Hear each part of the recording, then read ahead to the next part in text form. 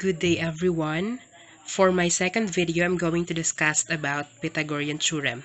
For your information, Pythagorean theorem is being proposed by Pythagoras to identify the value or the measurement of the missing side or sides of a given right triangle. Okay, let us first analyze what is a right triangle. So as you see from the drawing, so this is an example of a right triangle. Right triangle is a kind of triangle wherein it has exactly one angle having a measure of 90 degrees. So papaano natin malalaman na 90 degrees ang measurement ng isang angle? We have the symbol for right angle. This is the symbol for right angle. Then, a right triangle has three parts or three sides. Ang sides na katapat ng right angle ay tinatawag nating hypotenuse.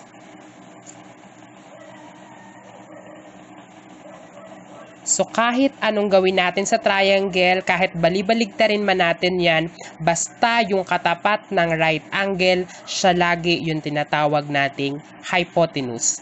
Then, yung katabi naman na dalawang side ng right angle, ang tawag naman sa kanila ay leg. So, kapag dalawa na yan, ang tawag na ay legs. Okay, let's go back to our topic. So our lesson is Pythagorean theorem. So when we say Pythagorean theorem, the square of the hypotenuse is equal to the sum of the square of the two legs. So this is the formula. So c squared is equal to a squared plus b squared. So ang sabi kanina, the square of the hypotenuse is equal to the sum of the square of the two legs. So meaning to say, ang mag-represent na variable for the hypotenuse is c. Then, ang mag-represent sa ating legs is variable a and variable b. So kahit magkabaligtaran si b and si a, okay lang yon.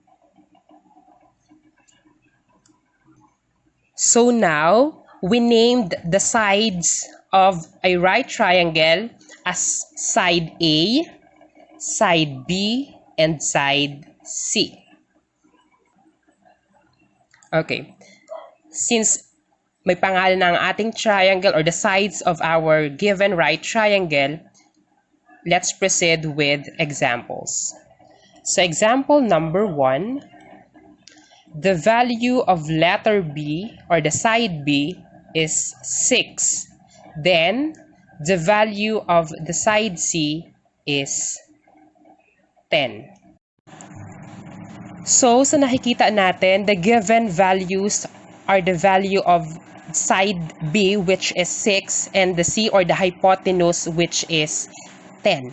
And according to the formula, C squared or the square of the hypotenuse is equal to the sum of the square of the two legs. So, ibig sabihin, kapag in-squared natin si A plus in-squared natin si B, ang sagot niya ay kapag in-squared natin si C.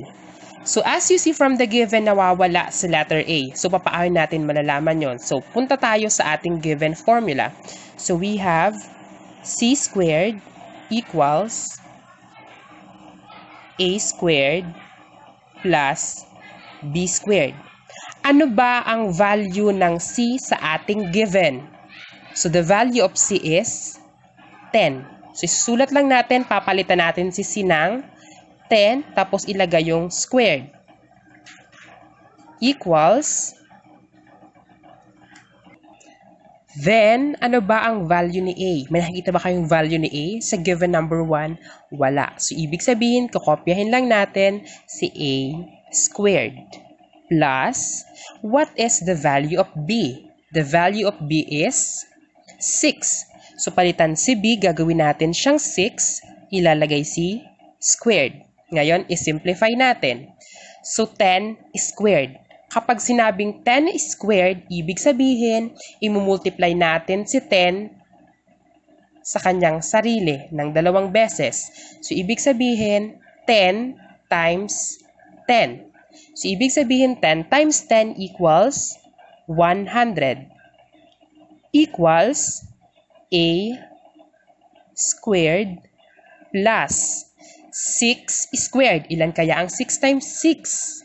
The answer is 36. Okay. Ngayon, papaano natin malalaman ang value ni a squared? Meron tayong 100, may a squared, may 36. So, kailangan ang gawin natin, pagsamahin natin yung may variable at walang variable. So, as you see, meron tayong 100, may a squared at may 36.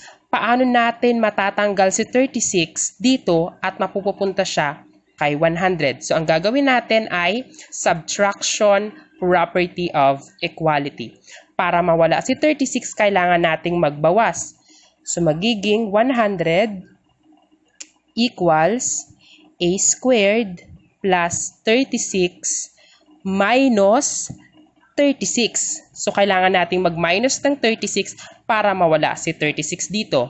So, dahil nag-minus tayo dito sa kabilang side, dapat dun sa may 100, magma-minus din tayo. So, minus 36. So, ang mangyayari, 100 minus 36, ang sagot ay 64. Equals a squared. 36 minus 36, the answer is 0. So, ibig sabihin, wala na siya. So, ang naging sagot natin, 64 equals a squared. So, ang hinahanap natin ay the value of a, hindi the value of a squared. So, papaano natin matatanggal yung squared dun sa may a? Ang gagawin lang natin, extract using the square root. So, dahil nag-square tayo sa a squared, dapat mag-square din tayo sa 64. So, what is the square root of 64? Meron bang number na kapag minultiply mo sa sarili, ang sagot ay 64?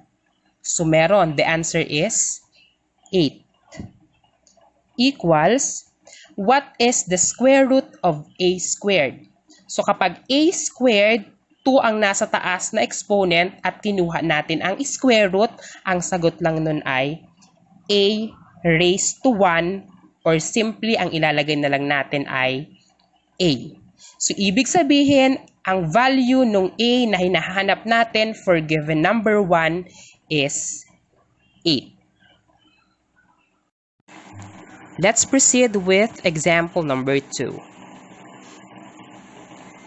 So, example number 2, our given is a equals 3 and c equals 6.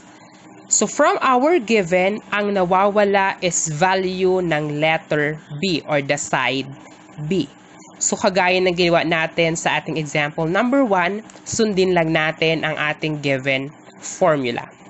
So, we have c squared equals a squared plus b squared. So, from our given, substitute natin sa ating given formula. So, what is the value of letter C? The value of C is 6. So, papalitan natin si C ng 6, then squared, equals. What is the value of A? The answer is 3. So, we have 3 squared plus, meron ba tayong value ng B? So, wala tayong value ng B. So, kopyahin lang natin B squared. Ngayon, i-simplify natin. So, 6 squared. So, 6 squared is equal to 6 times 6. So, what is 6 times 6? The answer is 36. Equals 3 squared. So, ilan ang 3 squared? So, 3 times 3. The answer is 9 plus b squared. So, kagaya ng ginawa natin sa example number 1, kailangan pagsamahin natin yung may variable sa walang variable. So, ibig sabihin, kailangan nating matanggal dito si 9. Para ang matitira na lang ay si b squared. Papaano natin matatanggal yon? So, ang mangyayari 36 equals 9 plus b squared. Siyempre, magma-minus tayo ng 9 para mawala na si 9. Dahil nag-minus tayo sa side na ito, dapat sa kabilang side, magma-minus din tayo. So, ang mangyayari, 36 minus 9 is 27 equals 9 minus 9, 0. So, hindi natin siya ilalagay. Ang matitira na lang ay b squared. Ngayon, so ang kailangan nating mahanap na value is hindi b squared, instead yung letter b lang. So meron tayong squared, ano ulit ang gagawin natin? So extract using the square root. So lagay natin ng square root sa b squared, lagay tayo ng square root sa 27. Okay. What is the square root of b squared? So, alam na naman natin, kapag kinuha ang square root, ang sagot ay b. So, mawawala na si 2 sa taas. Then, what is the square root of 27? Or simply, anong number na kapag minultiply sa sarili, ang sagot ay 27? Meron ba? Wala. So, ano magiging sagot natin ngayon? Para malaman natin or masimplify ang sagot, kailangan nating kunin ang prime factors. Ano ba pag sinabing prime factors or prime numbers? Ito yung mga number na kung saan ang factor lang nila ay sarili nila at 1. Or simply kapag minultiply mo siya sa 1, yun lang ang magiging sagot niya. Wala nang iba pa. So tingnan natin. So 27. Ano ba ang factor ng 27? So, alam naman natin ang factor ng 27 is 9 times 3. So, ang 9 ba ay prime? Hindi. Kasi pwedeng factor niya ang 3 times 3. Kaya hindi siya matatawag na prime. How about 3? Yes. 3 is a prime number. Bakit? Ang factor lang ni 3 ay 1 times 3. Wala nang iba pa. So, stop tayo kay 3. Punta tayo kay 9. Ano pa ang pwedeng maging factor ni 9? Ang factor ni 9 ay 3 times 3. So, alam naman natin na ang 3 ay prime. Kaya stop na tayo dito. So, ibig sabihin, ang prime factors ng 27 ay 3, 3, at saka 3. Or simple 3.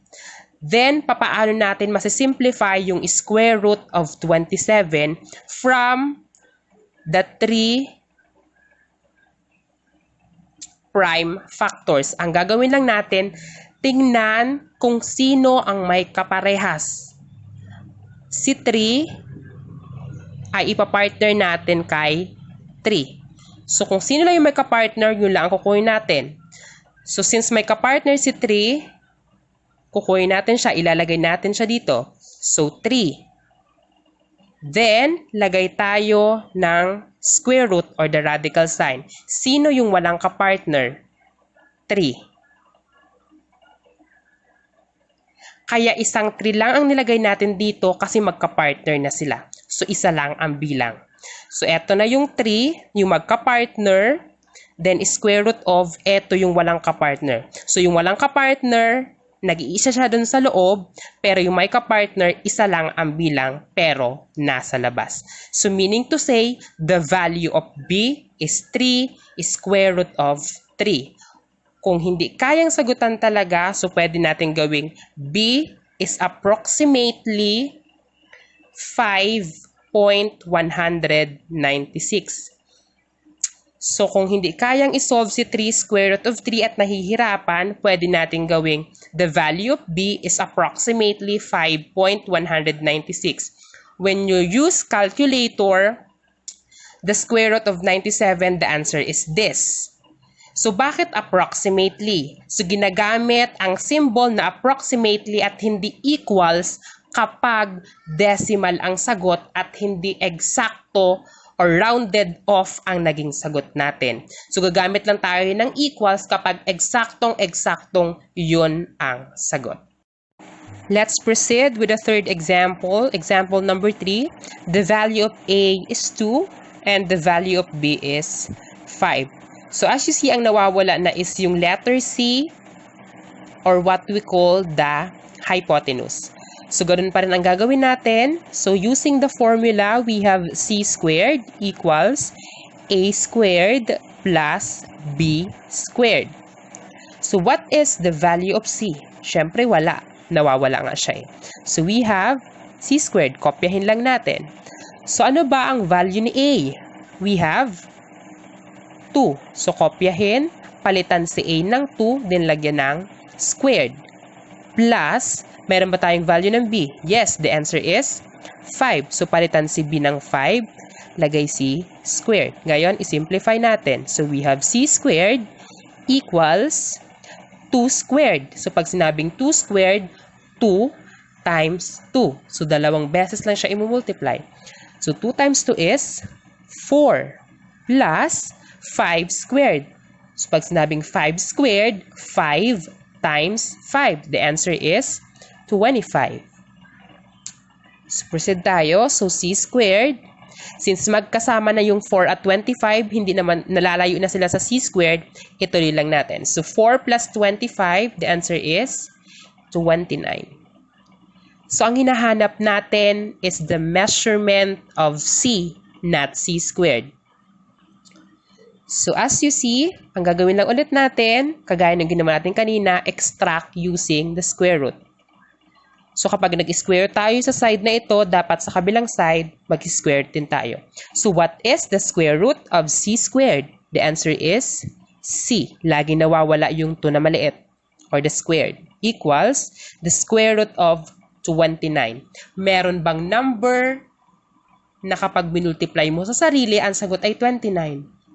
Wala. Meron bang ibang factors ang 29? Wala. 29 is a prime number. So, ibig sabihin, wala na siyang ibang factor. Kapag wala na siyang ibang factor, hindi natin kukunin ang kanyang prime factors. Instead, square root of 29 is our final answer. Kung ayaw ng square root of 29, pwede tayong gumamit ng, kagaya ng tinuro ko kanina, approximately.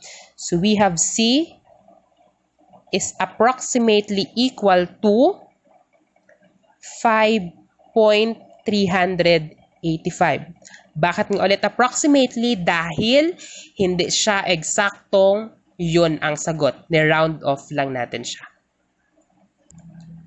Okay. For the last example, example number 4. So, our given is C equals 12. Papaano kaya ang gagawin natin ngayon? Isa lang ang given side. Dalawa ang nawawala. So, as you see from the formula, C squared equals A squared plus B squared. So, pwedeng mangyari na ang given lang ay C.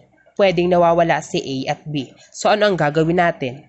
So, kapag si C lang ang given, si A at si B ang nawawala, ibig sabihin, si A ay equal kay B. So, gagamitin natin ang formula. So, C squared equals A squared plus B squared. So, yung formula natin na ito, papalitan natin. Gagawin natin C squared equals A squared plus. Since si A ay equal kay B, pansamantala, gawin nating A din si letter B. So, A squared. So, ibig sabihin, ang magiging final formula natin ay C squared equals, since dalawa ang A squared, siyempre pag may dalawa kayo, magiging 2. 2A squared. So, ngayon, palitan na natin or substitute na natin yung ating given sa ating final formula. So, what is the value of C? The value of C is 12. So, palitan ng 12 si C, lagay si squared, equals 2A squared. Ilan ba ang 12 squared? Ang 12 squared ay 12 times 12 or equal to 144 equals 2A squared. Since meron tayong 2 nakatabi ng A squared pero walang ginamit na operation, so ang gagawin natin, i-divide lang natin siya. So, divide by 2 para ma-cancel. Since nag-divide tayo dito, kailangan mag-divide din tayo sa kabilang side. So, ang mangyayari, A squared ang matitira sa side na ito kasi na-cancel na si 2. 144 divided by 2 is 72. So, kagaya nung 1 to 3, hinahanap natin ay variable A or the value of the variable A. Paano natin malalaman? So, get the square root or extract using the square root. So, what is the square root of A squared? The answer is A. Then, what is the square root of 72? Ano bang number na kapag minultiply natin sa sarili, ang sagot ay 72? Meron ba? Wala. So, dahil wala, punta tayo sa prime factorization. So, we have 72. Ano ba ang factor ni 72 na mas madali nating malalaman? 9 times 8. Okay. Ngayon, si 9 ba ay prime? Hindi. Alam na natin kanina na si 9 ay hindi prime. How about si 8? Hindi rin. Kasi si 8 ay may iba pang factor. Pwede siyang 4 times 2. So, ibig sabihin, diretso pa tayo. Ano ang factor ni 9? 3 times 3. Si 3 ba ay prime? Yes. Si 3 ay prime? Yes. Proceed tayo kay 8. Ano ang factor ni 8? 2 times 4. Si 2 ba ay prime? Yes, dahil ang factor lang nito ay 1 times 2, wala nang iba pa. So, prime siya. How about 4? Prime ba siya? Hindi, kasi meron pa siyang ibang factor kagaya ng 2 times 2. So, punta tayo kay 4, factor pa rin natin siya. Anong factor ng 4? So, 2 times 2. So, dahil nakikita ninyo, 3, 3, 2, 2 at saka 2, lahat na sila ay prime, stop na tayo. Ngayon, kagaya nung ginawa natin sa example number 2, tingnan natin yung may kapartner. Ano ang may kapartner? Si 3 at saka si 2. So, dahil may kapartner si 3, isulat natin si 3. Meron pang may isang kapartner. Ano kaya ang gagawin natin doon? Dahil dalawa ang may kapartner, imumultiply natin siya dun sa nauna. So, may kapartner si 3, sinulat si 3. Times, may kapartner si 2, isusulat mo si 2. Then, maglagay tayo ulit ng radical sign or the square root. Sino yung walang kapartner? Eto yun, walang kapartner, si 2 na nag-iisa. Isusulat mo siya sa loob. Then, simplify natin, 3 times 2 is 6 square root of 2. So, minultiply lang natin si 3 kay 2, then kinopya si square root of 2 equals A. So, meaning to say, square root of 72 is equal to 6 square root of 2. Kung ayaw ninyo ng 6 square root of 2 at nahihirapan pa din sa prime factorization, pwedeng i-direct sa calculator. So, ang magiging sagot natin, A is approximately equal to 8.485. Since the value of A is 8.485, ibig sabihin the value of B is also approximately 8.485. So these are the measurements or the values of side A and side B. That is all for today. Thank you for watching.